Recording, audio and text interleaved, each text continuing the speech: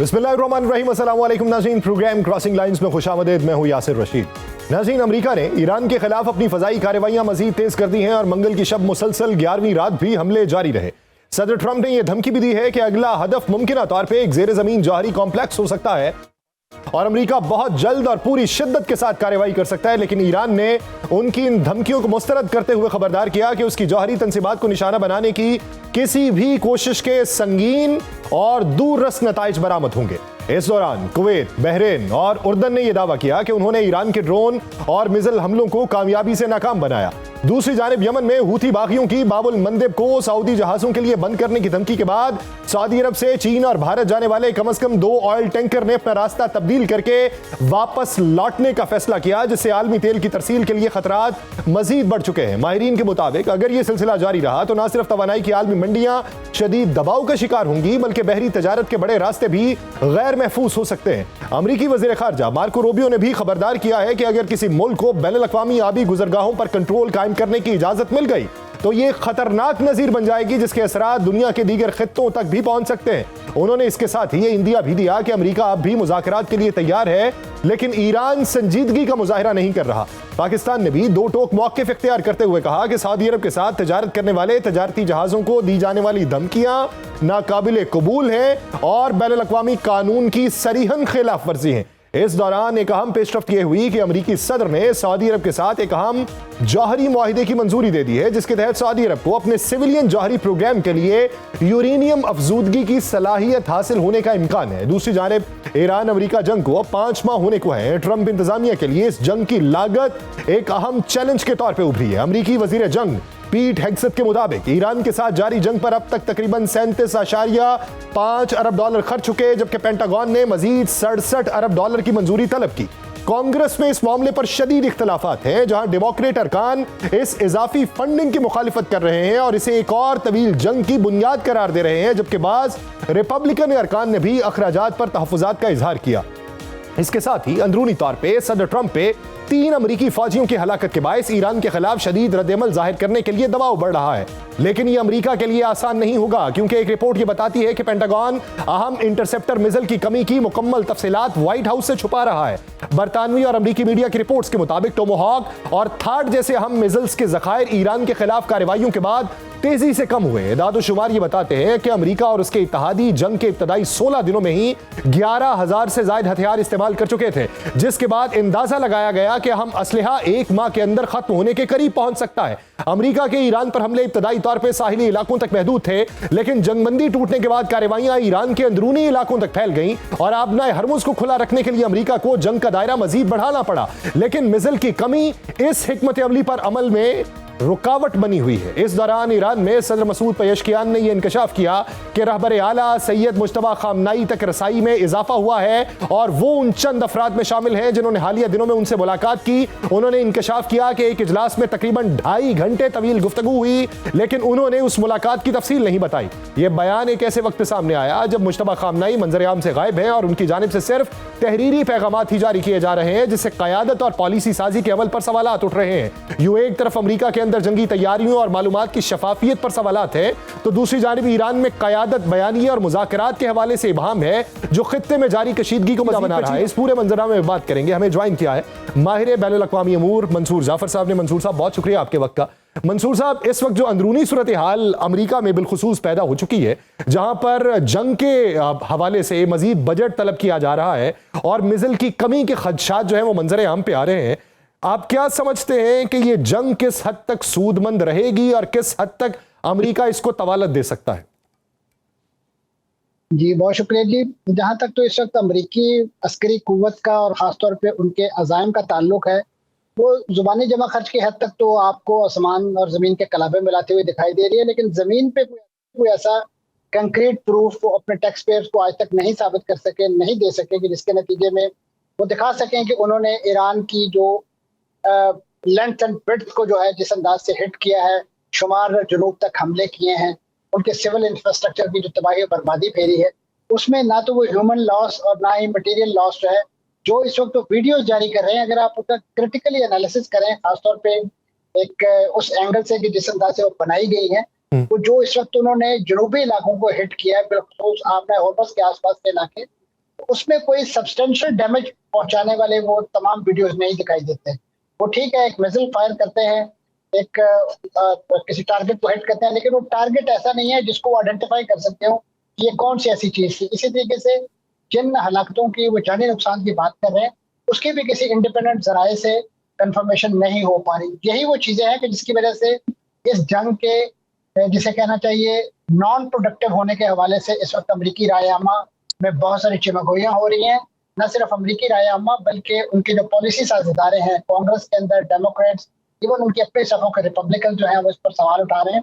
अब उन्होंने जो 67 बिलियन डॉलर्स की जो मजीद फंडिंग मांगी है इस जंग को सपोर्ट करने के लिए, वो मैं समझता हूँ बड़ा अपहिल टास्क है, क्योंकि इससे पहले जिस तरीके से वो जंग में जो स्पेंडिंग है वो ऑन क्रेडिट कार्ड करते रहे और मिलिट्री क्रेडिट कार्ड करते रहे, अब जाहिर है उसका हिसाब किताब भी उन्होंने देना है। ये तो कांग्रेस ने उन्हें बेल आउट कर दिया था कि ठीक है, वो जो उनको एक सैंक्शन चाहिए थी, उसके बाद उन्होंने उस जंग का दायरा नहीं बढ़ाया तो वो बच गए हैं।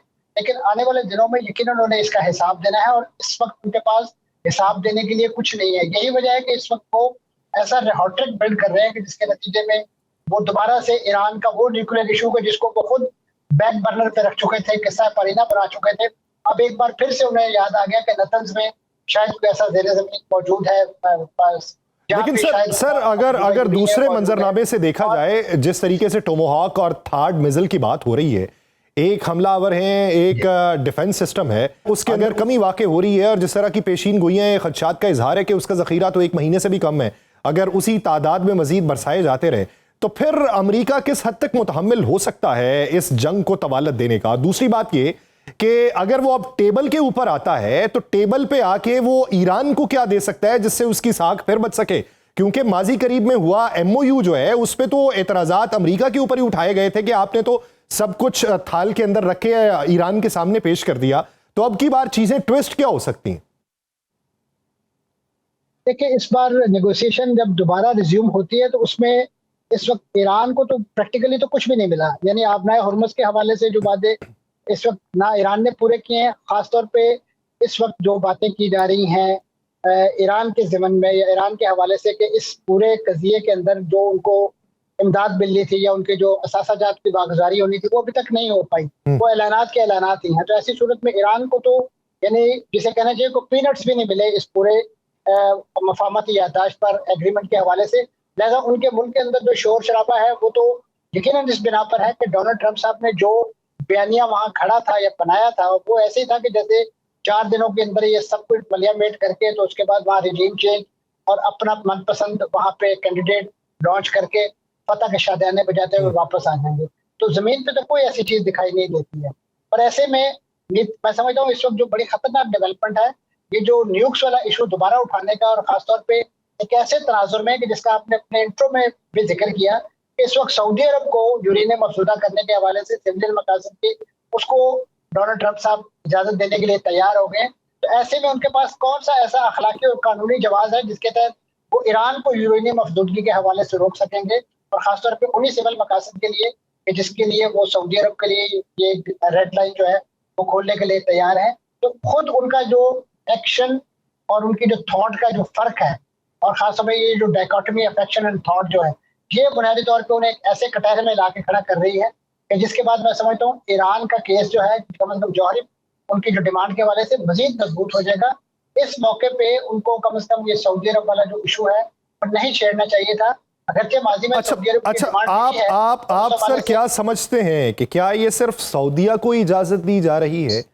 पहली बात ये कि क्या ये मॉडल पेश किया जा रहा है? माजी की बात तो है कि अमेरिका से सऊदीया ने जो ये है बातचीत की थी, लेकिन मौजूदा हालात में क्या सऊदीया की इंटेंशंस ये हैं, और अगर हैं सऊदीया को इजाजत दी जाती है तो खित्ते में दीगर ममालिक जो हैं वो भी जौहरी दौड़ के अंदर जो है हिस्सा लेने की कोशिश करेंगे? जी यकीनन यही मैं अर्ज कर रहा हूँ कि इस वक्त दो मुल्कों के दरमियान जो ये कम से कम एक जंग शुरू होगी जौहरी जो भी सिविल मकासद के हवाले से अपनी टेक्नोलॉजी को डेवलप करने की, वो दो तो इस वक्त सरदस्त मौजूद हैं, और यकीनन खित्ते के दूसरे ममालिक भी इस दौड़ के अंदर शामिल हो सकते हैं, क्योंकि जो टेक्नोलॉजी और वसाइल हैं वो उनके यहाँ भी मैसर हैं और उनको भी इस नौयत की चीज़ जो है वो अपने सिविल मकासद के लिए उसको एक एज एन आर्गुमेंट पेश कर सकते हैं। मैं समझता हूँ कि इस वक्त एक बेवक्त की रागनी डोनाल्ड ट्रंप साहब ने ओपन की है, सिर्फ और सिर्फ अमेरिका इस वक्त सऊदी अरब की खुशनुदी और खासतौर पे उनके पेट्रो डॉलर को मजीद उनकी जेब से निकालने के लिए उनको एक ऐसा लॉलीपॉप दिया गया है। माजी में इसी तरीके से उनकी जो मिसाइल टेक्नोलॉजी डेवलपमेंट की सलाहियत थी उसको भी इन्हीं अमेरिकी पाबंदियों, इन्हीं जकड़बंदियों की वजह से आज तक जमीन पर मटेरियलाइज नहीं होने दिया गया।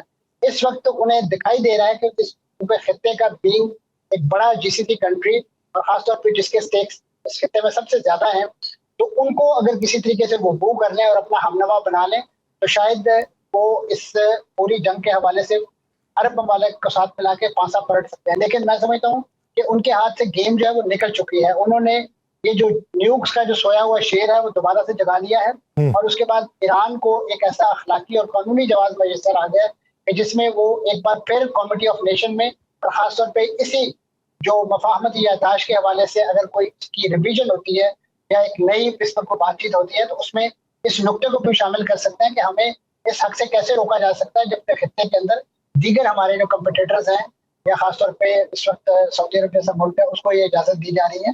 तो ये मैं समझता हूँ इस वक्त हकीकी मानों में एक बहुत बड़ा चैलेंज है और इस चैलेंज को डोनाल्ड ट्रंप साहब किस तरीके से निपटेंगे आने वाले दिनों में, यकीनन ये तो अभी इस पर कुछ प्रयास आ रही है। अच्छा मंसूर साहब ये बताइए कि अभी जो सूरत हाल है उस पे जो जेर ज़मीन जौहरी प्रोग्राम या यूरेनियम अफजूदा जो रखा हुआ है जिसका इशारा कोहे कलिंग की तरफ जा रहा है कि वहाँ पे वो 150 फीट जेर ज़मीन लेके जाएंगे या वो उस जैसा मंसूबा बना रहे हैं। सेटेलाइट तस्वीर कुछ ये बताती हैं कि उसके दाखिली और खारजी रास्ते कुछ बंद कर दिए गए हैं, कुछ बंद किए जा रहे हैं या पार्शली खोले हुए हैं और वहाँ पे कोई एक्टिविटी चल रही है और उसको ईरानी उस सतह तक लेके जाते हैं जहाँ पे बंकर बस्टर बम जो हैं वो काबिल अमल ना रहे। अगर ऐसा कोई अमल अमेरिका की जानिब से होता है तो फिर उसका रिएक्शन किस तरीके से देखने में आएगा? अब आप देखिए कि इस पूरी जो इन्फॉर्मेशन अगरचे इसको थोड़ा सा एम्पेरिकल एविडेंस इस सिलसिले में मौजूद है सैटेलाइट इमेजेस की सूरत में, लेकिन मैं समझता हूँ जो बेसिक इन्फॉर्मेशन और इस ट्रक की बत्ती के पीछे अगर किसी ने लगाया है तो खुद इसराइली इंटेलिजेंस ने लगाया है।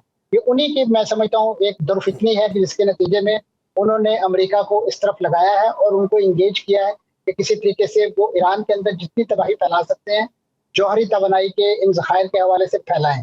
लेकिन मैं समझता हूँ कि ईरान की जो वार्निंग है इस पूरे कज़िये के हवाले से वो भी नविश्ता दीवार है, दुनिया के सामने है। ईरान ने इस बारे में जो सख्त रद्दअमल के हवाले से ऐलानात किए हैं उनको यकीनन उनके पास इस वक्त जो फर्स्ट एंड फॉरमोस्ट ऑप्शन मौजूद है वो अपनी जंग को हॉरिजेंटली जिस तरीके से उन्होंने अक्रॉस द बोर्ड फैला दिया है जिसमें इस वक्त जीसीसी कंट्रीज के साथ शाम भी शामिल कर लिया गया है, उर्दन को भी शामिल कर लिया गया है, तो इसमें वो जिस बड़े अंदाज से मैं समझता हूँ रद्दअमल का इजहार करेंगे तो वो शायद अमेरिका के लिए और खित्ते के मामले उसके मुतहम्मिल नहीं हो सकते। दर खाना अंदरून खाना इस वक्त जीसीसी कंट्रीज भी अमेरिका को इस बात पर कायल और मायल करने की कोशिश कर रहे हैं कि ईरान के हवाले से जो उनके अज़ाइम हैं उसको वो इस नहज पर उस्तवार ना करें कि उसका जो इमीडिएट रद्दअमल इन मुल्कों पर इतनी बड़ी मिकदार में और इतने बड़े वॉल्यूम के साथ आए कि जिसके लिए उन्हें अपने सिविल इंफ्रास्ट्रक्चर को प्रोटेक्ट करना मुहाल हो जाए। क्योंकि इस वक्त जिन 3-4 मुल्कों का नाम आपने अपनी रिपोर्ट में लिया है वो तमाम का तमाम अपने जो डिसैलिनेशन प्लांट से लेके अपने तेल के कुओं तक जो है उसको निशाना बनने की शिकायत कर चुके हैं और उसमें अक़वाम मुत्तहिदा के प्लेटफॉर्म तक जो है वो दरवाज़ा खटका चुके हैं। तो ऐसे में मैं समझता हूँ कि इस जंग का जो खास तौर पर फैलाव है उसके हवाले से इस वक्त ईरान के पास जो भी पोटेंशियल मौजूद है उसको वो फुली एग्जॉस्ट कर रहे हैं, कंज्यूम कर रहे हैं। उसके नताइज क्या निकलते हैं इसके बारे में कहना मैं समझता हूँ इस वक्त पॉसिबल नहीं है, लेकिन जिस तरीके से पूरे खित्ते को और बिलखुसूस इसमें जो नए महाज चाहे वो बाबुल मंदब की सूरत में है और बिलखुसूस इस वक्त जो हुसियों ने अपनी कार्रवाइयाँ सऊदी अरब के खिलाफ कर रखी है और उनकी जो सिविल नौयत की जो ट्रांसपोर्टेशन है, बहरी नकलो हमल है जिसमें ट्रेड के जहाज हैं, टेल टैंकर्स हैं, उनको जिस अंदाज से मुतबादल रूट से अख्तियार करने पर मजबूर किया जा रहा है। मैं समझता हूँ ये एक ऐसा जिसे कहना चाहिए ये इतना कॉस्टली बिजनेस बन जाएगा ये तेल की तफसील जो सऊदी अरब जैसा और यूएई जैसा मुतमक्कल मुल्क जो है बावसीला मुल्क जो है वो शायद लॉन्ग टर्म बेसिस पे इसको सस्टेन ना कर सके। लिहाजा लोगों को और इस पूरे कजिए को बैक टू स्क्वायर वन आना होगा। आप नए हुर्मुज को सिक्योर बनाना होगा और उस ज़मन में मैं समझता हूँ ईरान को अपनी वो जिम्मेदारियां जो उसने मुफाहमती यादाश्त की सूरत में कमिट कर रखी है कि वो तकरीबन इस मुफाहमती मुद्दत की जो 60 दिन की मुद्दत है उस दौरान इस पर किसी किस्म का कोई कंट्रोल, किसी किस्म का कोई टैरिफ जो है वो चार्ज नहीं करेगा और यहाँ स्मूथ सेलिंग को इंश्योर करेगा। लेकिन बॉर्डर्स को टेस्ट करने के लिए और ईरान की जो फ्यूचर कैपेबिलिटीज हैं उसको असेस करने के लिए अमेरिका जिस तरीके से ओमान की साइड से कुछ जहाज़ों को गुजारने के लिए एफर्ट्स करता रहा है, वो चीजें काउंटर प्रोडक्टिव साबित हुई हैं। वो चीजें काउंटर प्रोडक्टिव साबित होती रहेंगी। तो इसी वजह से सूरत हाल इस नहज तक पहुंची हुई है कि हर फरीक को अपना अपना किरदार अदा करना है। बसूरत दीगर इसका नुकसान जो है वो बड़े पैमाने पे इस हद तक आएगा कि कोई बर्दाश्त नहीं कर पाएगा। बहुत शुक्रिया मंसूर जाफर साहब इस हवाले से अपना वक्त देने के लिए। नाज़रीन, एक ब्रेक लेनी है। ब्रेक लेने के बाद भारत की इस वक्त अंदरूनी सूरत हाल और वहाँ पे जो कॉकरोच जनता पार्टी है उसका चलने वाला एहतजाज जो है उसका इहाता किया जाएगा। कहीं नहीं जाएगा इसके बाद। Welcome back. नाज़रीन, भारत का दारुल हुकूमत दिल्ली इस वक्त मुसलसल बढ़ती हुई बेचैनी और कशीदगी की तस्वीर पेश कर रहा है, जहां जेनजी कॉकरोच जनता पार्टी के एहतजाजी मुजाहरे सिर्फ वक्ती रद्देअमल नहीं रहे बल्कि एक मुनज़्ज़म अवामी दबाव में तब्दील होते जा रहे हैं।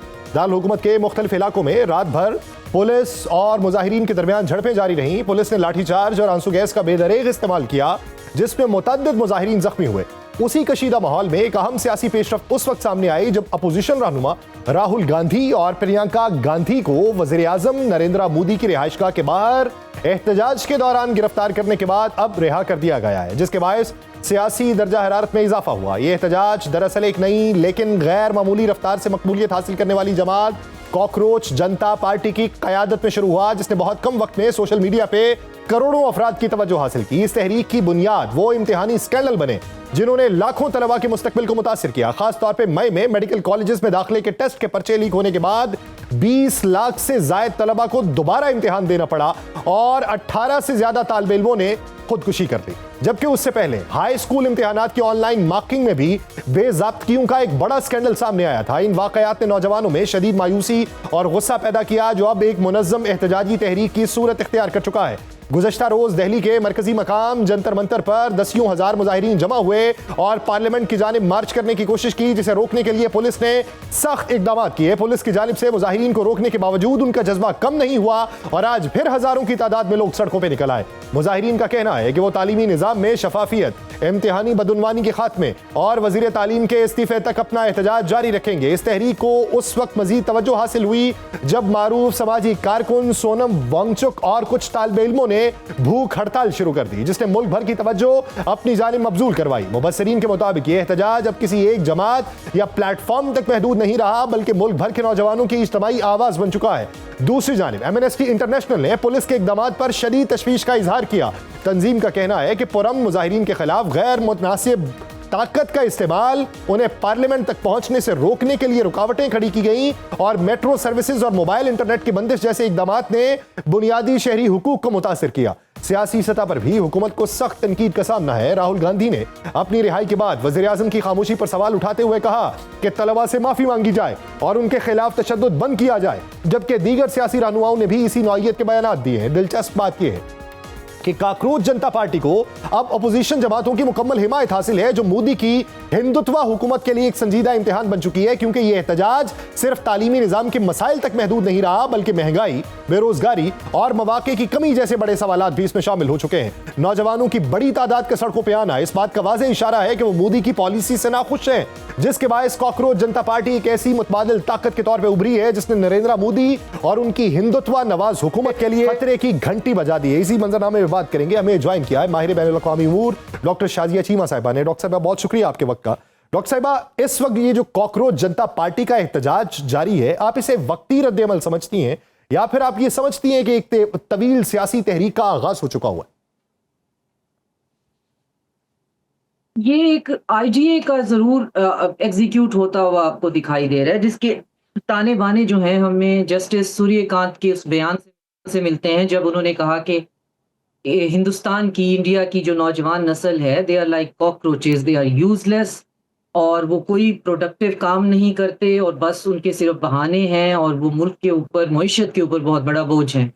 तो इस आइडिया को पिक किया अभिजीत टिपके नाम के एक जेंटलमैन हैं जो कि आम आदमी पार्टी का सोशल मीडिया जो है संभालते थे और वॉलंटियर करते थे। ठीक। तो उन्होंने सोशल मीडिया पे इस आइडिया को लिया कि जी हम कॉकरोच हैं, इसको मेटाफोरिकली देखें तो हाँ ठीक है, हमारी ज़िंदगी एक सीवर में, एक गटर में रहने वाले कॉकरोच जैसी है, जिसकी वजह आप हैं और हमें मारना बहुत मुश्किल है। और हम बिल्कुल वैसे ही कॉकरोच हैं कि आप हमारा खात्मा नहीं कर सकते, तो हम आपकी ज़िंदगी को तबाह बर्बाद कर देंगे। ये एक सिंपल सा आइडिया था जो सोशल मीडिया पे स्टार्ट हुआ, तो ये आइडिया है। अब आपका सवाल ये है कि क्या ये एक पॉलिटिकल पावर में मोर्फ हो सकता है?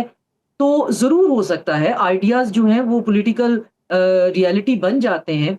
लेकिन फ़िलहाल मोदी की फ़ाशिस्ट गवर्नमेंट के साथ जो है इनका टाकरा है और इनको ऑर्गनाइज़ेशन और फंडिंग की ज़रूरत है, अगर ये कोई रिवॉल्यूशनरी आइडिया सोच रहे हैं। वरना इनका सड़कों पे निकलना जो है, ख़ास तौर पे अपोज़िशन पार्टीज़ का इनके साथ मिलना जो है, मेरे ख़्याल में जो मैं डॉट कनेक्ट कर पा रही हूँ, वो ये कि आरएसएस जो है वो मोदी से बहुत तंग है हुँ। और वो मोदी को रिप्लेस करना चाह रहे हैं। सुनने में आ रहा है कि शायद वो जयशंकर से कर दें, क्योंकि भगवत मोहन बहुत से इंटरव्यूज़ में, बहुत से लेक्चर्स में ये कहते हुए सुनाई दिए हैं और वो लेक्चर दे रहे हैं कि आरएसएस जो है वो एक एनजीओ है और बीजेपी एक पॉलिटिकल पार्टी है और दोनों का आपस में कोई लेना-देना नहीं है। तो वो उससे डिसएसोसिएट कर रहे हैं क्योंकि मोदी एक लायबिलिटी उनके लिए बन गया है, एक ऐसा धब्बा बन गया है कि जिसके साथ किसी भी किस्म का जो रिलेशन है वो पॉलिटिकली बीजेपी के लिए डेंजरस है और आइडियोलॉजिकली आरएसएस के लिए बहुत डेंजरस है। अच्छा, तो ये आपने एक डॉक्टर साहिबा हवा जिस ऐसी तरीके चली से है। बात की कि एक पॉलिटिकल प्लेटफॉर्म तो नहीं है, फंडिंग के भी मसाइल होंगे। उसके अंदर अगर एडिशन के तौर पे देख लें तो कांग्रेस इनके साथ मौजूद है इस वक्त, क्योंकि अपोजिशन को तो एज चाहिए होता है, तो अपोजिशन में कांग्रेस भी मौजूद है, आम आदमी पार्टी भी मौजूद है। सोनम वांगचुक को अगर देखें तो वो भी मौजूद है, हालांकि वो एक पॉलिटिकल प्लेटफॉर्म नहीं है लेकिन एक फैन फॉलोइंग तो उनकी मौजूद है। तो ये किस हद तक मुस्तकबिल में ये पार्टीज इसका पॉलिटिकल माइलेज हासिल कर पाएंगी, ये जो अपोजिशन की पार्टीज है? दूसरा मेरा एक सवाल ये कि अगर आप नेपाल को देखें, अगर आप बांग्लादेश को देखें, वहां पे जनजी ने जो तहरीक शुरू की थी, क्या ये उससे मुमासलत रखती है? और अगर रखती है तो क्या इसके नतायज उस तरीके के निकल सकते हैं जो वहां पे निकले थे, या फिर हमें इसको हिंदुस्तान की या भारत की हैयत से देखना होगा कि सवा अरब की आबादी है और ये जो दसियों हजार निकले हुए हैं ये पूरे के पूरे मुल्क की नुमाइंदगी नहीं कर रहे या पूरे के पूरे मुल्क के अंदर हुकूमत का तख्ता पलटने की सलाहियत नहीं रखते?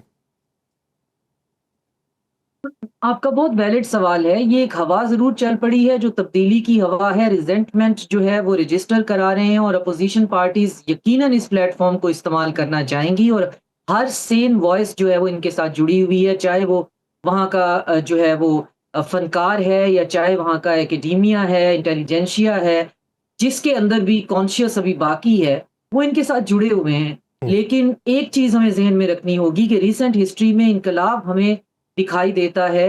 जो फ्रेंच रेवोल्यूशन के बाद अगर हम किसी चीज़ को इनकलाब कह सकते हैं, वो जेन ज़ी का जो नौजवानों का लाया हुआ, वो बांग्लादेश में किसी न किसी सूरत में हम कह सकते हैं। अब उसमें होता ये है कि किसी भी जगह पे मॉब की तरह चढ़ दौड़ना मसले का हल नहीं होता। उसमें होता ये है कि आपका सामना हुकूमतों से होता है और हुकूमत के पास एक मशीनरी ऐसी होती है कि आप उस पे चढ़ दौड़ के मसले का हल जो है वो नहीं ढूँढ सकते हैं। तो उसमें ऑर्गेनाइज़ेशन और फिर कैपिटल और कहीं न कहीं से बैक पे कोई ऐसी सपोर्ट चाहिए होती है, जो कि एक इंफ्रास्ट्रक्चर ऑलरेडी बना के बैठी हुई है। अगर तो राहुल गांधी इस आइडिया को इस तरह से ओन करने के लिए तैयार हैं, तो उनके पास पूरा मैकेनिज़्म है, हुकूमत चलाने का उनके पास तजर्बा है, तो वो तो इसको कैपिटलाइज़ कर सकते हैं। अगर आप ये सोचें कि अभी जो दीपके हैं, वो आज इस बात के लिए क्या उसके चांसेस क्या हैं कि वो इंडिया के जो हैं वो प्राइम मिनिस्टर बन जाएं, तो उसकी मुझे लाइक्लीहुड जो है वो कम नजर आती है। मगर इससे हम इस चीज को अंडरमाइन नहीं कर सकते कि वहां पे नफरत और हकारत जो है वहां पे उस फॉशिस्ट गवर्नमेंट के लिए कितनी ज्यादा है और ये इनका प्रोटेस्ट जो है इसको एक्सपोज किस तरह से कर रहा है।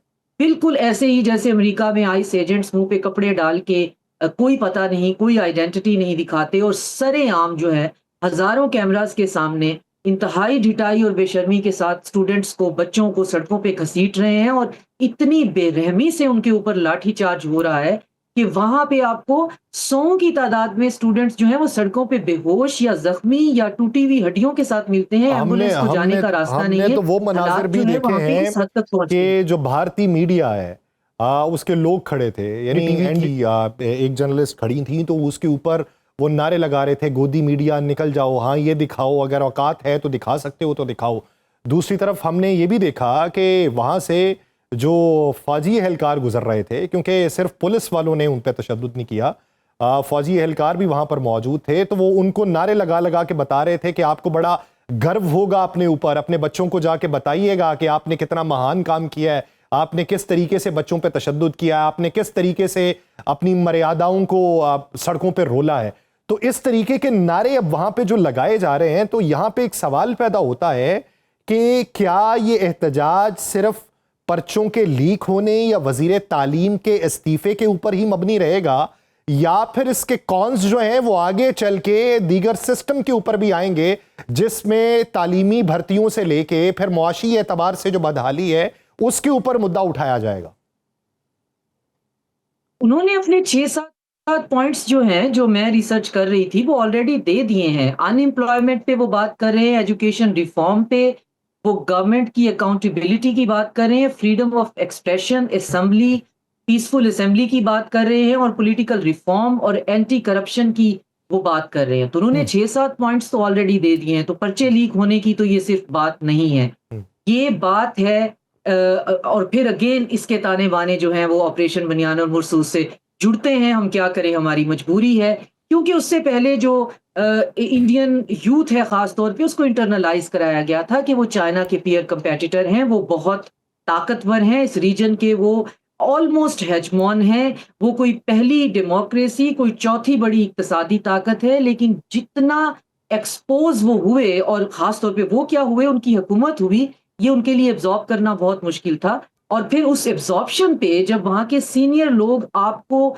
आपकी बात सुनने की बजाय, आपके मसले सुनने की और हल करने की बजाय, आपसे हमदर्दी करने की बजाय आपको कॉकरोच कहना शुरू कर दें, तो ये चीज इतनी आसानी से खत्म होने वाली नहीं है। ये आइडिया है, मैंने सबसे पहले यही कहा था कि पॉलिटिकल पार्टी बनने से पहले ये आइडिया है, और आइडिया जब स्प्राउट कर जाता है तो वो फिर आइडिया मरता नहीं है। लोग मरते हैं, बंदे मरते हैं, पॉलिटिकल फिगर्स खत्म किए जा सकते हैं, आइडिया सरवाइव करता है। और आइडिया ये है कि इस सिस्टम के को रिफॉर्म की और ओवरहॉलिंग की जरूरत है। और ये जो बुढ़े हमारे सरों के ऊपर मुसल्लत हैं, सॉरी टू से दैट, वो फाशिस्ट है, वो एक्सट्रीमिस्ट हैं, और वो नफरत फैला रहे हैं। और ये नफरत हमारा फ्यूचर नहीं है।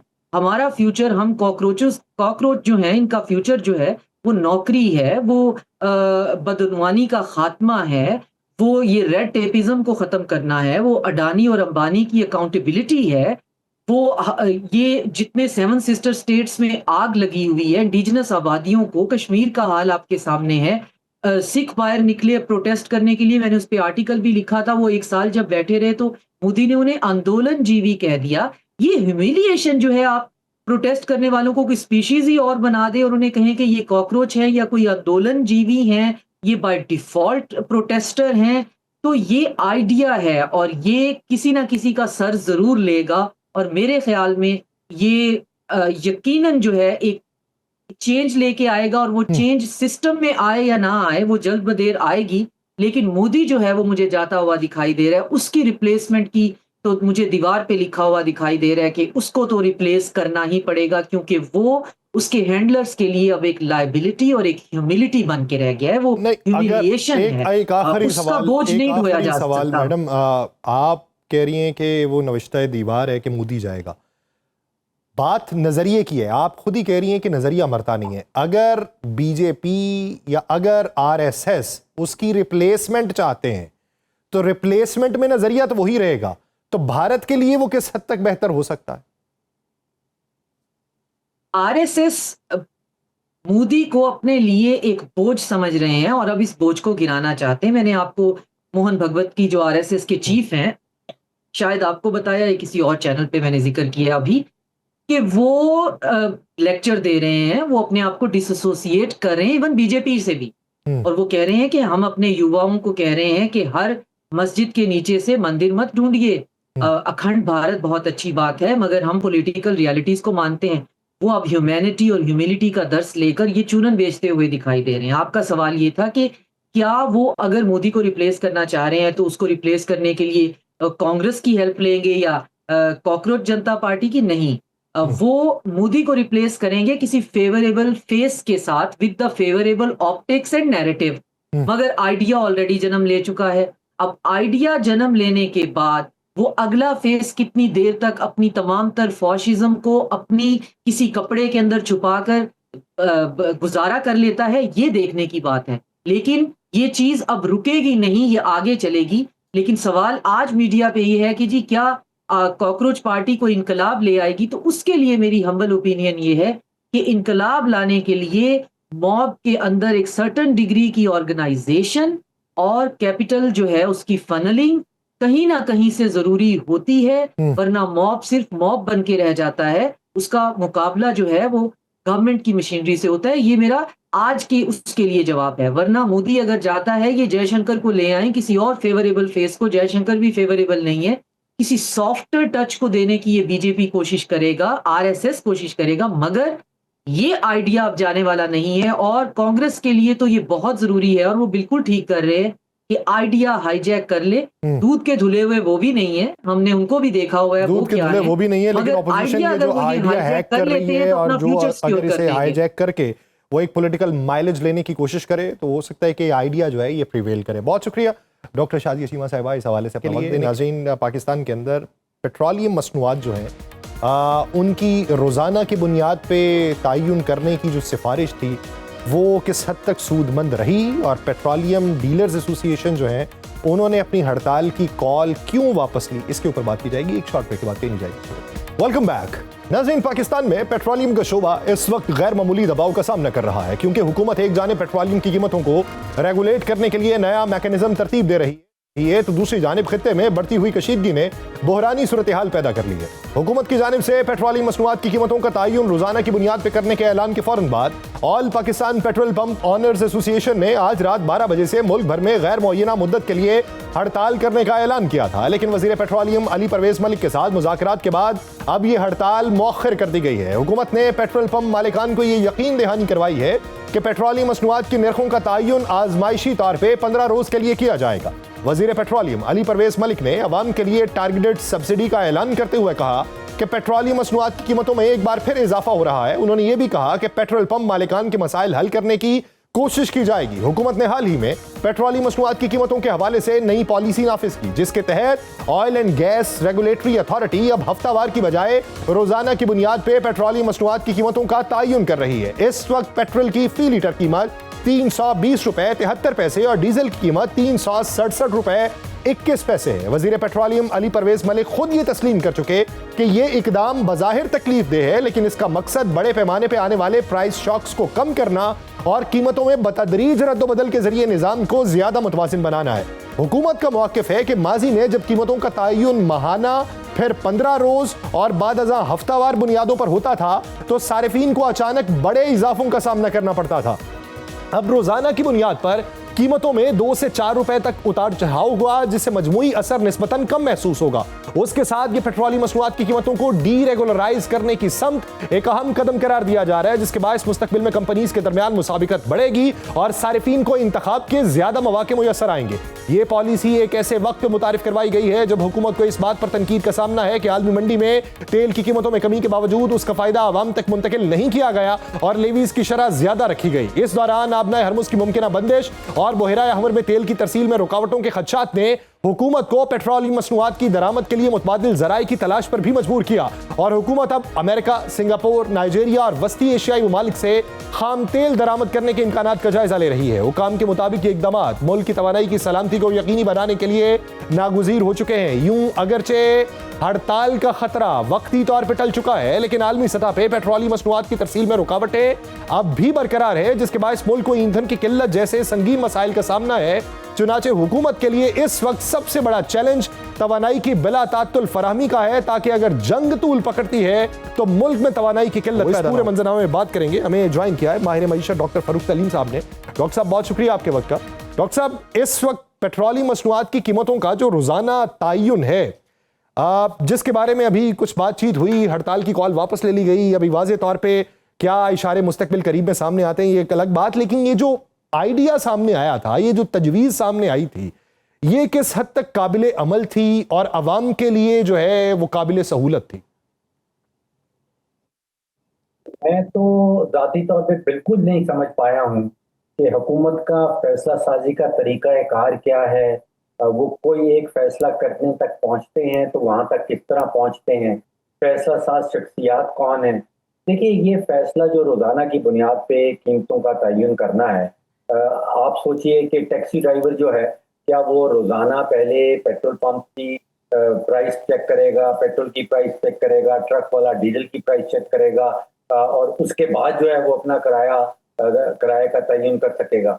स्कूल वैन मैंने देखा है, बच्चों को स्कूल लेके जाती है, महीना भर के कॉन्ट्रैक्ट पे जाती है, तो क्या वालिदैन रोज़ाना सुबह पहले पेट्रोल और डीजल की कीमत चेक करेंगे और फिर स्कूल वैन का जो ड्राइवर है उससे कुछ तय किया जाएगा।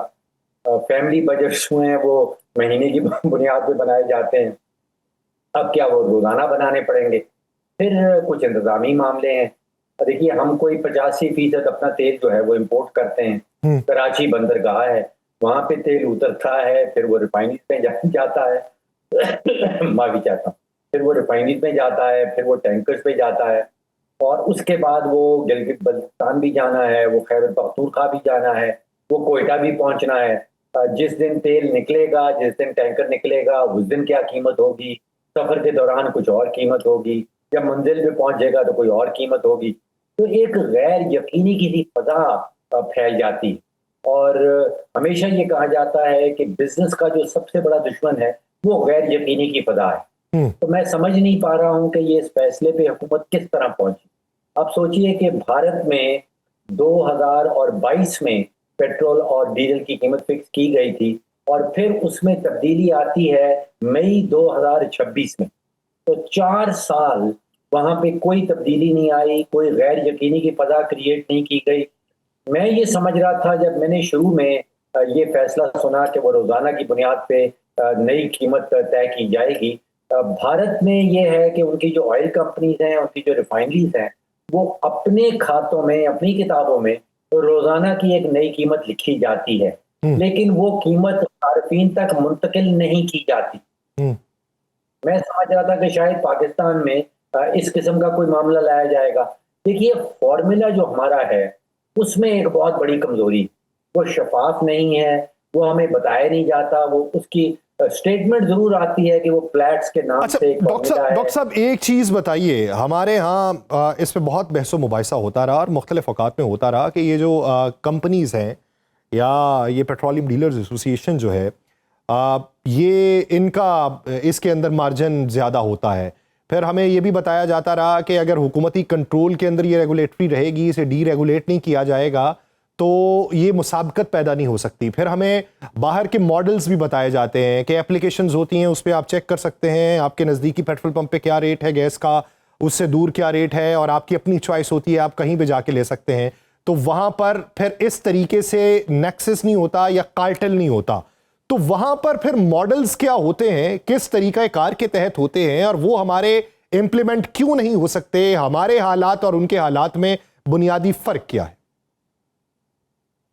देखिए, बुनियादी इशू ये है कि जो भी मॉडल आपने अपनाना है, जितनी भी बहस का जिक्र आपने किया, उसका जो फाइनल नतीजा है वो ये निकलना चाहिए कि सारिफ को बेहतरीन कीमत पे पेट्रोल और डीजल मिले। अब जो बुनियादी सवाल इस वक्त मेरे ज़हन में आता है वो ये है कि मैं आज बांग्लादेश में डीजल की कीमत चेक कर रहा था, तो वो 259 रुपीज अ लीटर, ये पाकिस्तानी रुपयों की बात कर रहा हूँ। ठीक है। और पाकिस्तान में आज जो कीमत है वो 367 है, यानी कि पाकिस्तानियों को आज 108 रुपए फी लीटर के हिसाब से महंगा डीजल मिल रहा है। तो इसका जवाब हुकूमत हमें ये देती है कि मैं पीएसओ को मोनोपोली दे देती हूँ। देखिए, मोनोपोली अगर किसी कंपनी को दी जाती है तो हर इकोनॉमिक्स की किताब में ये पढ़ाया जाता है कि इजारादारी के नतीजे में जिस कंपनी को ये इजारादारी दी जाएगी वो अपनी तिजोरी भरेगी और 24 करोड़ पाकिस्तानियों को महंगा माल मिलेगा। तो ये तो इकोनॉमिक्स का बुनियादी असूल है। जितनी भी बहस का आपने जिक्र किया, मॉडल्स का जिक्र किया, बेंचमार्क का जिक्र किया, उन सब का जो इवेंचुअल एम है वो ये होना चाहिए कि पाकिस्तानी सारिफ को दुनिया की कंपैरेटिव तरीन कीमत पे पेट्रोल और डीजल मिले। तो सर अभी मौजूदा मॉडल के अंदर होल्स क्या हैं, और अगर उसके ऊपर अमल दरामद नहीं होता तो उसकी वजूहात क्या हैं? आपने कहा कि मुझे नहीं मालूम फैसला कौन करता है, तो जब पेट्रोलियम डीलर्स एसोसिएशन को बीच में शामिल नहीं किया जा रहा, फैसला किया जा रहा है, बाद में उनके साथ मुशावरत की जा रही है या उन्हें हड़ताल वापस लेने की कॉल दी जा रही है, तो अभी जो मैकेनिज्म है ये किसी ना किसी मैकेनिज्म को तो देख के कॉपी किया जा रहा होगा ना, तो वो किस मैकेनिज्म को देख के ये कॉपी किया जा रहा था? जी, दो बातें हैं। पहली बात तो ये है कि क्या वाकई कोई मैकेनिज्म एग्जिस्ट करता है या सियासी बुनियाद के ऊपर नोटिफिकेशन जारी कर दी जाती। देखिए, हमें कहा यह जाता है कि प्लाट्स का मैकेनिज्म है, पाकिस्तान की कीमतें जो हैं उससे नत्थी की हुई हैं, लेकिन पिछले 5 महीने में बिल्कुल वाजे हो गया कि आलमी मंडी में जब कीमत 10% गिर जाती है तो पाकिस्तान में 2-3% से ज्यादा नहीं गिरती। अगर आलमी मंडी में 4-5% कीमत बढ़ जाती है तो पाकिस्तान में 8-10% जो है वो कीमत बढ़ा दी जाती है। मैंने जितने भी एनालिसिस किए हैं उसमें कोई पैरेलल, कोई मैच नजर नहीं आता प्लैट्स के हवाले से। पाकिस्तान के अंदर जो डोमेस्टिक कीमतें हैं इनमें आपस में कतन कोई ताल्लुक नहीं है। क्लेम जरूर किया जाता है लेकिन अमली हवाले से इनमें आपस में कोई ताल्लुक नहीं रहा। देखिए, सवाल वापस वही आता है कि बांग्लादेश वहां से ही डीजल खरीदता है जहां से पाकिस्तान खरीदता है। बांग्लादेश के जो टैंकर्स हैं वो उसी स्ट्रेट ऑफ हॉर्मुज से गुजर के आते हैं जहां से पाकिस्तान के आते हैं। बांग्लादेश भी यही क्लेम करता है कि वो इंटरनेशनल बेंचमार्क को फॉलो करता है, पाकिस्तान भी यही फॉलो कर रहा है। तो फिर ये 108 रुपए फी लीटर का जो डिफरेंस है, जो इजाफी बोझ है पाकिस्तानियों के ऊपर, ये कहां से पैदा हो जाता है? देखिए, मैं बार बार डीजल की बात इसलिए कर रहा हूं कि डीजल और पेट्रोल में एक तफरीक करना बहुत जरूरी। पेट्रोल जो है वो गाड़ियां चलाता है, वो मोटरसाइकिल चलाता है। डीजल जो है वो पाकिस्तान को चलाता है, वो पूरे पाकिस्तान की मईशत को चलाता है।